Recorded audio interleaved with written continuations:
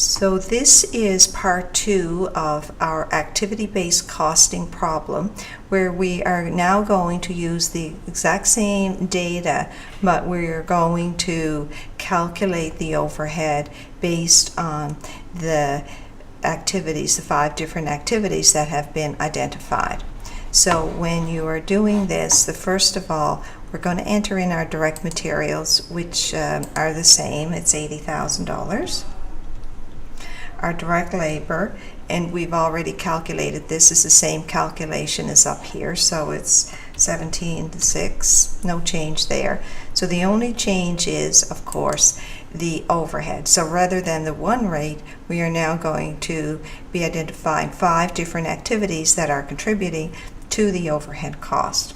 So the first one we have, and we're just taking our information from here, so we have our 30 engineering hours. The rate per hour is $30 per hour, and we are told that for the 300 sets it's going to be costing, the use of your cost driver is 330 hours. So when we move over here, we'll put in our formulas.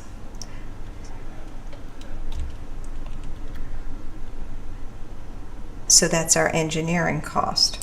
The next one is machine setup, and here we're told the rate per setup is 200, and we're going to be multiplying that by the cost per setup, which is $22, and we insert our formula, which is going to be the 200 times our 22, which is 4,400. Machining, following the exact same approach, it's $25 per machine hour, and the number of machine hours is expected to be 732. So we are going to calculate 25 times our 732, which gives us 18,300. Then we have assembly. So assembly is the number of the rate per assembly is $8. So it's $8, and the number of assemblies for the 100 bedroom sets is 1450. So again, 8 times 1450. And the final activity is packaging and shipping. So this is a rate of $21 per hour, and that will be multiplied by 300 hours.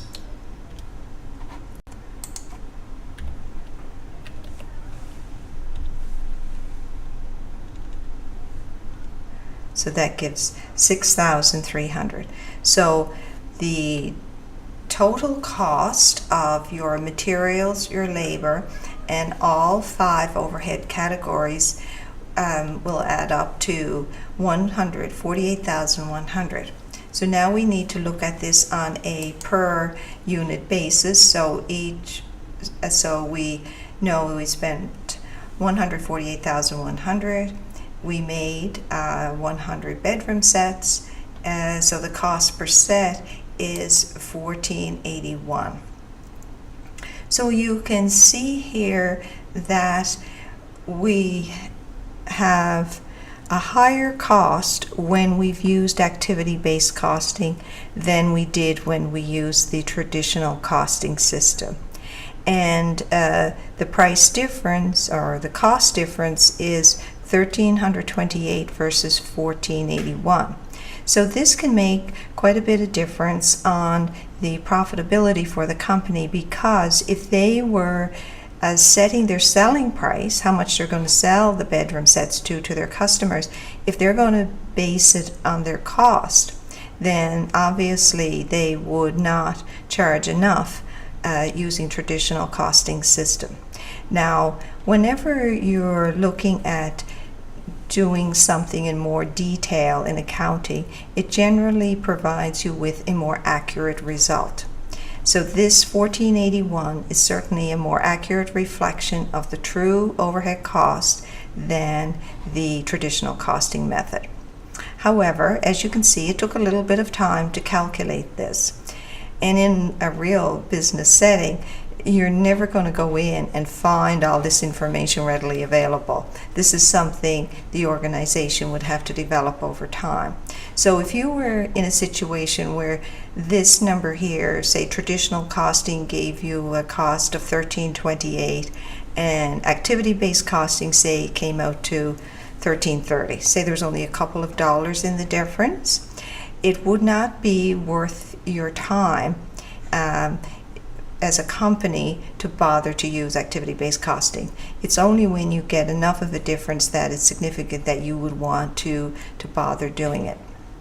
So that concludes the demonstration of traditional costing versus activity-based costing.